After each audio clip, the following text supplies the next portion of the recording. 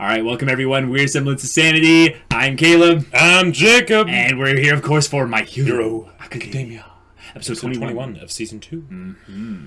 Yes, and we have just had the biggest of reveals recently with the whole all-for-one, one-for-all situation. And now we have to build up to the inevitable villain and hero confrontation. So how are they going to spend the rest of the season now that Stain's been handled? Yeah, I think it's going to be a little bit more slow, like just a little bit more. I could see that. Yeah, they don't want to introduce some new problem right here. Yeah, I think it's going to be more about the looming threat that's coming. Sure. You know, not necessarily like a very present threat. Mm-hmm. I could see there being one more like sort of surprise attack from the villains or something though. Maybe. Like maybe. Yeah. But like maybe but like not on a like smaller something scale. Yeah, not something like USJ. Right, not something like USJ. Mm-hmm. But yeah. But that would be cool to see. Mm-hmm. It would. All right, so let's get into this episode and see what happens.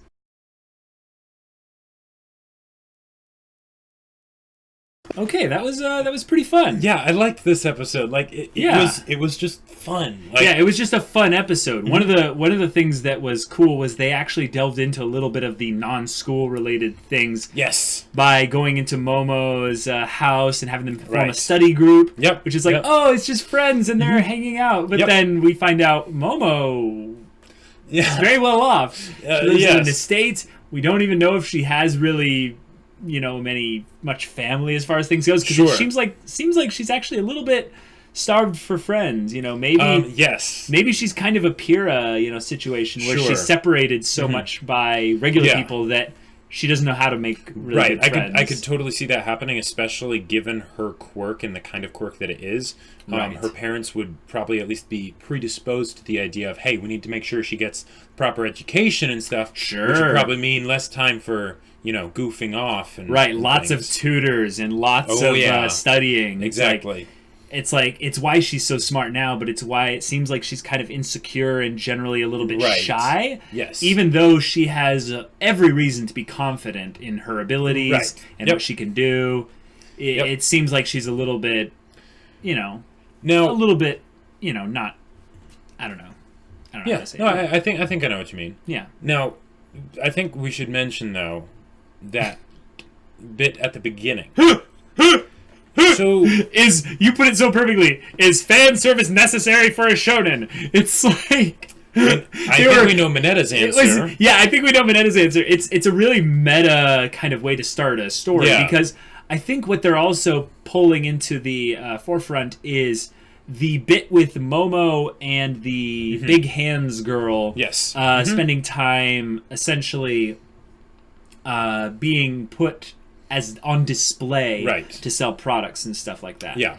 And is that kind of behavior necessary for hero work? And then they broke it down based on costumes and how Midnight's costume was very provocative. Well, and that kind of makes sense because if, granted it was totally done for fan service, but if but if she needs to go all out or whatever against a bunch of villains. Momo is a great example of that as well. Exactly. Her clothes constantly tear as she creates the... as she pulls the stuff out when the thing came out of her back, it completely tore open her shirt. Yep. So it is an interesting point how it is kind of asinine to make a costume that's more about design and flair when it actually contradicts your quirk's abilities. No capes. No capes, exactly. Yeah. So that's a great point. How in something like The Incredibles, a lot of the stuff that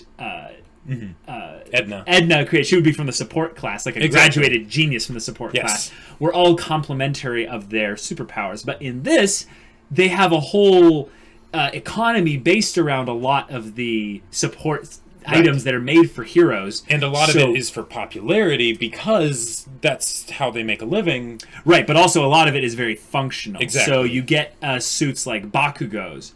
Or suits like Ida's. Yeah. And even in a way, suits like Ayama's, the naval laser guy.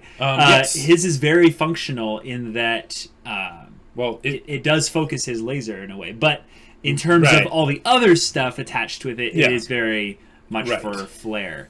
So for someone like Midnight, it is a little bit tricky to have a costume that she's constantly having to destroy in order to release her quirk. And then Mountain Lady, she has to have clothes that can stretch without getting destroyed because of her gigantification quirk.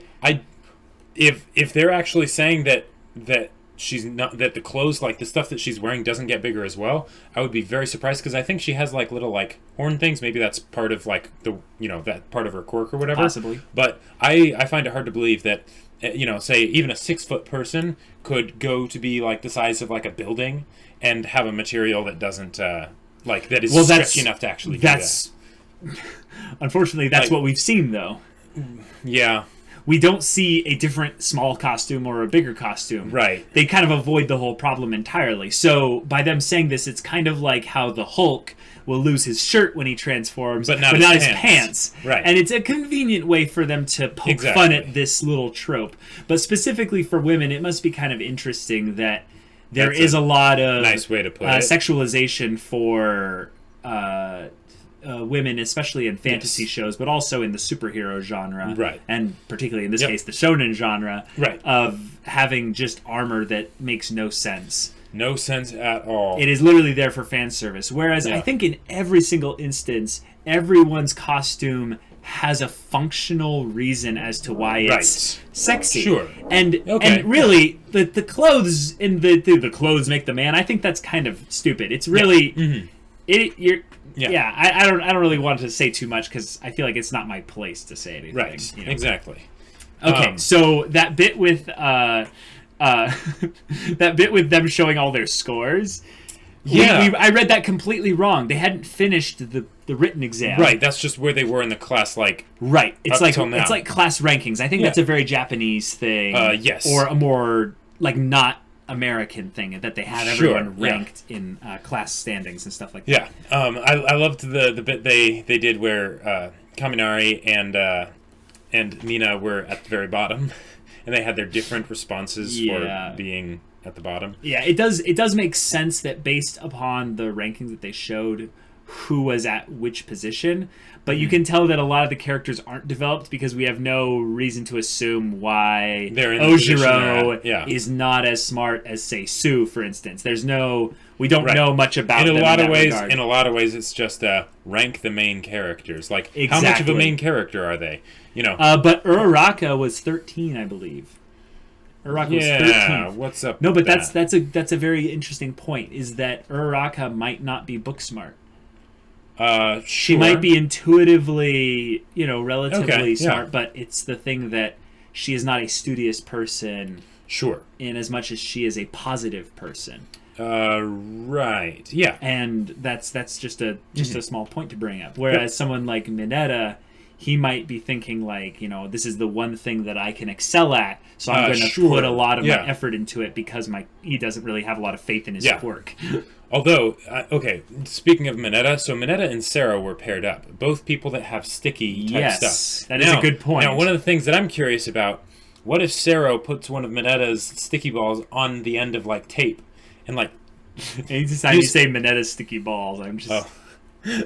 But then, like, okay, but... Just say his grapes. That... I don't think that makes it even worse. That makes it worse.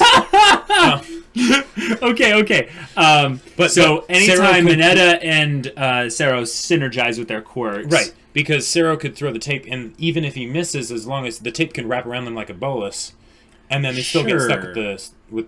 Sure, that is the way they could get over the close range problem. Because I feel like once they get close to midnight, it's over. It's really going to be a question of how all out is she going to go, because I think actually she's going to be too much for them. We could kind of go over some of these fights and see which ones actually win. There is a perfect way for them to be able to beat Midnight. Is there? Yeah. What's that? Mineta will stay behind to hold her off. And then Sero will use his tape to just like rappel on buildings and just run.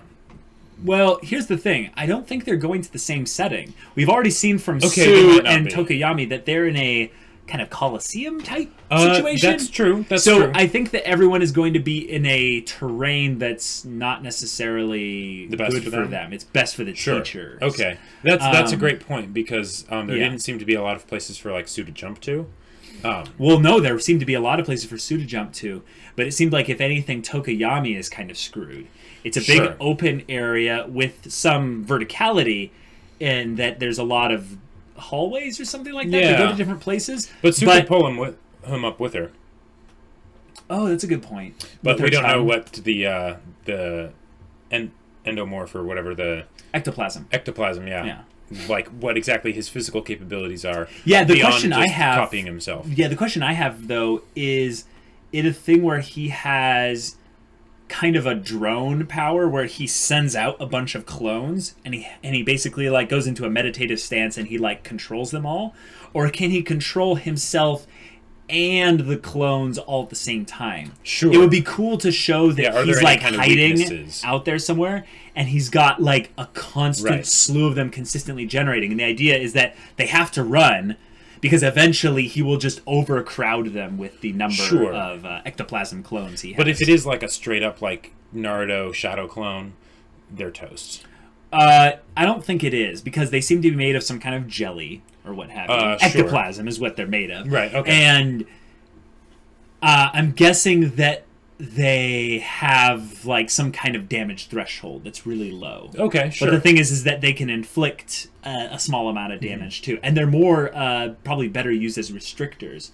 Like they're probably better used to just imagine if you just got swarmed and dogpiled by 20 bodies. You know, it doesn't matter what it's made out of. You're just gonna get over. That would be unfortunate. But the thing is that they have to win by putting the handcuffs on them, and they have to know which one's the right one, though. See, that makes it extremely hard for them to win. Yeah, that's why I think they will most likely have to run. Right. But if they do win, they have to determine which one's the right one. And I'm wondering, is there a way for them that makes sense? Like, say he's meditating and controlling them. Otherwise, he could just be running amongst all the regular ones. Sure. And then he'll come out and do something that's a little bit more complicated than what the clones can do. Because it'd be like a hunt. And I don't know. I think that fight's going to be really cool. Now, I really like that that Todoroki and Momo are paired up together and they're up against Aizawa, because they have the craziest quirks. And Aizawa's going to shut them down. Aizawa's going to shut them down. So that'll be really interesting to see. Oh, that could be the best fight, actually. That might have been better than All Might and Deku. Well, okay. I think there's going to be better character things that happen with the Deku, Bakugo, All Might thing. Yeah, but the Todoroki, Momo, Aizawa fight... That's going to be very interesting to see how they handle it. Right, because how is he actually going to... So here's the thing. I think he has his, I think they're actually going to beat him. I think really? That fight, yes. I think actually the reason why they're going to win is that Aizawa has a quirk that has time limits, but he doesn't have... He has the physical capabilities with his tensile, whatever those things are. But if he finds some way to only be able to shut down, say, Todoroki on a consistent basis, Momo will eventually overpower him. But I don't think he has the ability to get both of them, because he has no real... He has very low offensive capabilities compared to someone like All Might. All Might, or even this ectoplasm guy. Possibly, yeah. Now, but he's a single target eliminator, and I think the fact that there's two of them makes it a problem. Sure, but here's the thing that I'm curious about. Okay, if Todoroki, because Aizawa has to blink eventually, right? Sure. Yep. So if Todoroki gets that chance, could he just make an ice bubble around himself, and then Aizawa can't see him? Sure. And then he could just But there's a time limit. So the thing is, I feel like Aizawa is going to do a harassing game. Okay. Where he will try and pick them off. I thought he'd try and do an end it quickly type thing. Possibly. Because he has a limit on his blinking. Possibly. I think the real big question is how easily can they lose Aizawa? Say they're in an environment that's not open.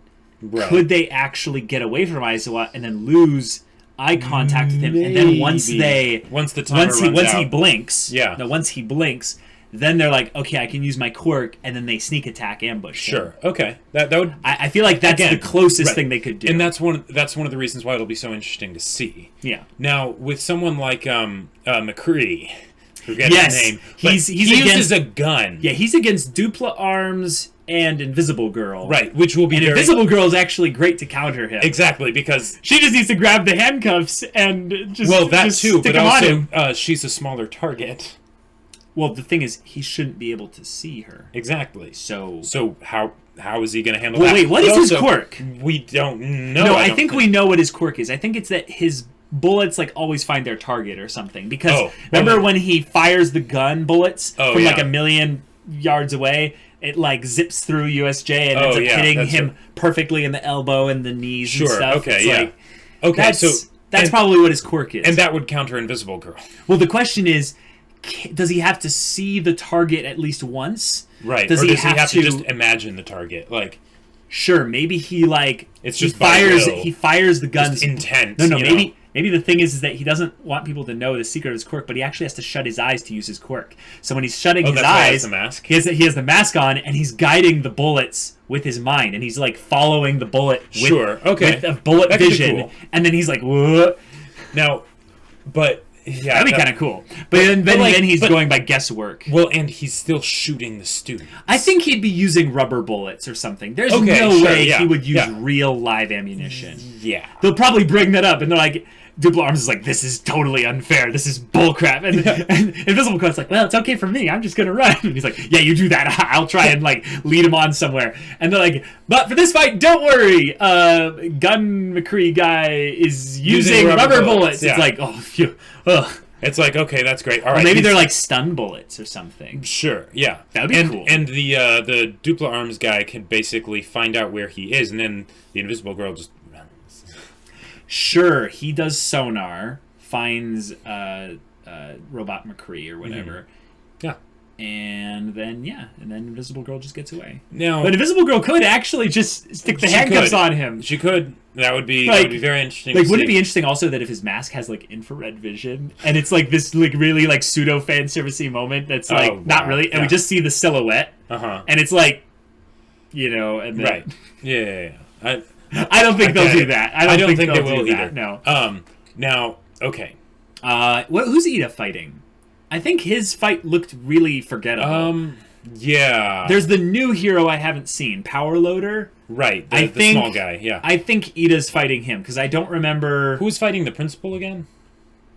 Oh, it was, the two worst students, Mina and Kaminari. Yes. So, that one's going to be weird. I don't think there's anything we can expect about it, especially since his quirk is, like something having to do with why he's a rat, or I don't know. A cat, or a mouse, or a bear. Whatever he is. He is.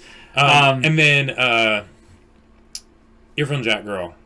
Yes, that's the fight actually I think is going to be a surprise hit. Like, we're really going to like it, because the new guy that the guy that like has like animals all around him and stuff. Yeah. That guy, we don't really know exactly what his quirk is. Right. So we're going to find that out probably. Yep.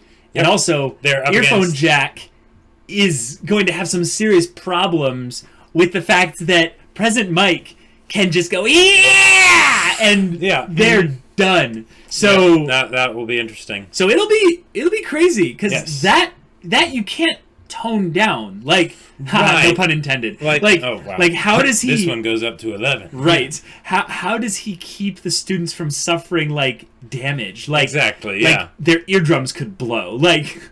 Right. And like, I'm pretty sure like that could like melt their brains. Right. Like, yeah. There's once you get up to frequencies that are that insane, like the hertz, megahertz or whatever. Like, it gets to be a little bit crazy, because it could cause like internal organ damage and stuff. Right. I think we're exaggerating just a little bit, but it looks very dramatic. Exactly. Yes. And he is a very dramatic character, so he might be seeing this as like, oh, this is going to be too easy. Yeah, and he just kind of right. He doesn't really need mobility for it. Does he have any limits? Don't though? Really matter. That's what we'd love to find out. What are President Mike's limits with his quirk? Well, all the teachers really, because this can be a way to show it. But actually, that might be the point of how they're teachers, is that their quirk limits are very minimal. Like, they've overcome a lot of them. Sure, yeah. Like, the ectoplasm guy, probably has almost no limits other than the fact that these clones like go down in like a certain number of hits or something.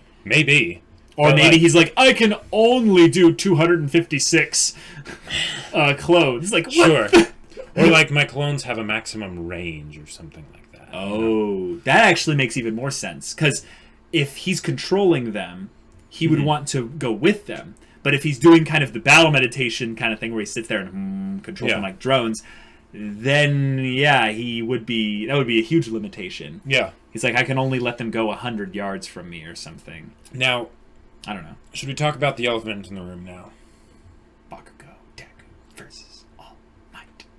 Like, that's just not fair, like, no matter how you slice it. So the weights aren't going to do jack to hinder All Might. No, here's where they could. We know that All Might's like 400 kilograms or something, right? Right. And I think they might have hinted that basically All Might's in particular weighed more than half his weight because his quirk is such that half his weight wouldn't mean anything to him. Well, okay. Like, it wouldn't. But here's actually a really scary thing, Jacob. All Might is getting weaker. Yep. Now, here's a really good point to bring up. They have the time limit in place, I think. Half hour, yeah. Kind of because All Might's quirk has been lessened to that extent. So, what if they accelerate the degradation process of his quirk? Say they actually give him a decent fight, and it's not one of the fights that's quick. It goes longer. Okay. And Bakugo gives a really good fight. Sure, yeah. And Deku has problems with actually going all out. Because, no, I'm serious. What if they actually take away some of All Might's, like, time? Like, maybe, like, 30 seconds or even 60 seconds. Okay. And it comes down to the wire, and All Might starts to steam, and Deku's like, wait, I don't know what to do. And then All Might comes at him, like... Well, no, if it got to that point, then it's like... Because, okay, here's the thing. This is one of the reasons why I think these battles can be really good. Yeah. Because since it's students versus a teacher, the teachers will be able to make sure that it doesn't get out of hand, right? Because they are so much better than the students, right? Even with people like Deku and Bakugo, they're still going to be going up against All Might. Right? So in that sense, they don't have to worry about like if it was the students fighting each other, because then you have things like when Deku fought Bakugo in the first season. All Might could still take it a little easy and not make it seem like that. Exactly. Like he could be like, oh, here's a big punch, but he never is going to use one for all at 100% absolutely or anything near that. No. But I could see him actually, like, here's another thing, Jacob. Remember how we said Bakugo needed to be humbled? Yes. This is actually a very scary place where Bakugo could get really pissed at All Might, and he lets it out, and All Might just dishes it back. Like, twice as hard. Yeah. And it's just a thing of like, no, you need to run. Suck up your pride and get out of here. Right. And maybe, just maybe, they'll work together. Just a little bit. But like, you know, there's a very real chance where this could be a point where Bakugo specifically develops. Sure. Like, and the way they could do that... It has to have a little bit, right? Right, because I don't think they'll end up beating All Might. Like, getting hands on him. Probably not. Probably not. They probably might, not. But probably not. Yeah. Now... I mean, they could. They could. And I would be very interested to see how they'd handle that. But I think what's more likely is that one of them will run away. Now, if Deku runs away and Bakugo stays, that doesn't really mean much, because Bakugo is the type that wants to fight All Might anyways, right? So he'd probably just stay to fight, even, not to let Deku get away from the villain. Yeah. So what if, as the way of, like, having there be that moment of, like, growth for Bakugo, Deku holds All Might off because he knows he can, like, maybe that's it. Bakugo realizes that All Might's just too dang fast, right? Sure. And maybe he realizes that Deku is actually a bit faster than him. So Deku is actually... I think he is. Well, right. But the idea that Bakugo finally, like, admits it to himself and then realizes Deku's actually better suited to basically, distract All Might. Yeah, I could see that. I also think that whatever they do at the end of the fight, I think it's going to be together. I don't know what it is, but even if it's working together to have one of them run away. Whatever it is, I feel like by the end of the fight there will be some progress towards them working together. Right. I don't know what the result, like what makes sense as far as results to go, but I feel like the net the net effect of it has to be that that there's some growth. That there's some growth. And I feel like Deku could actually take a back seat in that fight and have it be more Bakugo focused. And that would be really cool to see. Because I actually think Bakugo, like, when he goes really all out, he actually could be annoying for All Might. Yeah. Like, I actually think that Bakugo's real problem is that he's going to take 2 or 3, like, really big hits. Like, really big hits. And it's just going to crush his pride a little bit. Right, like, and the idea that even then All Might is toning it down, like, to, like, a percent of a percent almost, just to basically make sure that he doesn't actually, like, really hurt Bakugo. But let's assume these weights thing actually are effective. These, like, sure, like, okay. Come on, like, for storytelling conventions, let's say that these things are effective, and the fight drags on long, that will be more effective for the students than All Might in that regard. So do you think that the students with Deku and Bakugo in particular have any chance of actually winning? With Deku and Bakugo? Yeah. I'd say their chances... they're not running away. They put the handcuffs on it. Right. I'd say their chances of winning are about 15 to 30%. And normally I'd say 15% and just flat. But the reason I think that they might be able to do 30% is that Bakugo is really good at thinking on his feet. Yes, he is. Deku's pretty good at that too. So they could, if Bakugo basically ate humble pie, but did it in a way that All Might wasn't expecting. Sure. He could basically get the jump on All Might. Yeah. They could essentially outsmart him. Outsmart him. Yes, that's exactly what I was thinking. Like, and that's how they could do it. So they out-tactical strategy or whatever. They use smart tactics that creates an opening for the handcuffs or an opening for at least one of them to get away. Sure. That would be very cool. I also think that there's a real point to be made to where, like, Bakugo might see this in a negative light. Now, here's a point to bring. I'm thinking more in the future. If All Might goes all out, like, he doesn't go like crazy, but he goes pretty hard on them. Bakugo could see it as a little bit of a punishment, you know, and Deku might as well. That Deku he might actually go a little bit easier on. Because he's subconsciously thinking this is my heir. But Bakugo's been a little bit kind of pissy and stuff. Sure. And that is not really a good thing. Like, well, okay, here's another thing they could do. What's that? What if, because All Might knows Deku has one for all, what if All Might ended up basically being more careful around Deku as far as, like, making sure that he doesn't leave any openings than he is about Bakugo? Maybe. I would see, if anything, the part where he would regard Deku is that he would pretend to be, like, all for one, basically. He would give him that thing of, like, no, I am way stronger than you. Yeah. It's basically him saying, I am putting an expectation in your mind that you have a destiny to stop... a god, basically. Yeah, basically a demigod of some kind with insane power. So I'm going to make this really hard for you. But I also don't think he's going to risk permanently damaging... Oh, no. And I wasn't saying that he'll fight Deku harder, but that basically he'll treat Deku as more of a threat than Bakugo. Sure. Okay. I could see him, if anything, kind of toying with Bakugo. But I could also see... This is one of the things that All Might's really good at, is his words are very charismatic. Yes. And I could see him actually being very much like Ida was... in the fights where he was like, "Aha, I'm a villain." But in this case, All Might actually does feel like a villain. Because he's an actor. And that's true. He could totally make it to where they're genuinely scared of him. Oh yeah, that would be fantastic. Like, imagine that shot. Deku is looking at the camera like this, and he's crawling away, and then behind him you see All Might's knees and below, and that's it. And then they start walking towards him.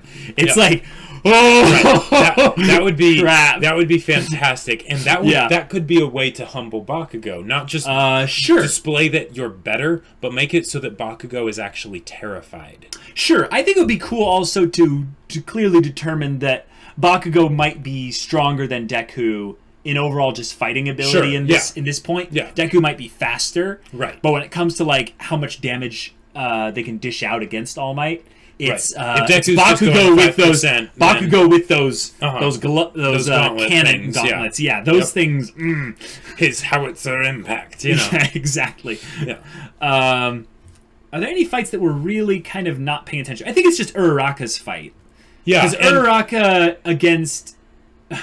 They're against 13. Yeah, against 13, I think they're going to lose. Yeah, like I feel like them winning would be a fluke. Yeah, because Ioma, they've always chopped him up as kind of set him up as being this kind of joke character, and I feel a little bit bad for him, but he's really fun to make fun of. Like he's a really goofy character. How in the hell are they going to have 13 use black hole? No, Jacob, remember. No, I know it's not an actual black hole. It's not an actual black hole, but still, it's basically like a vacuum cleaner that turns things inside it to dust. Right. Yes. And I mean, it was starting to turn things to dust as she was sucking them up. Well, that's because of the pressure of the sucking. Yeah. So, how are you supposed to use that safely? Like, you just restrain them so that you time limit. You just like suck them towards you, and then once they're close to you, you make it so it's impossible for them to run away. For one, sure, yeah, okay, I can see that. Like, I mean, Uraraka might be able to touch 13, and that could do something, but I don't see them winning really by. Well, here's the way it might be able to happen. What's that? Okay, what if Uraraka just touches the naval laser guy, and she's just like, okay, fly away.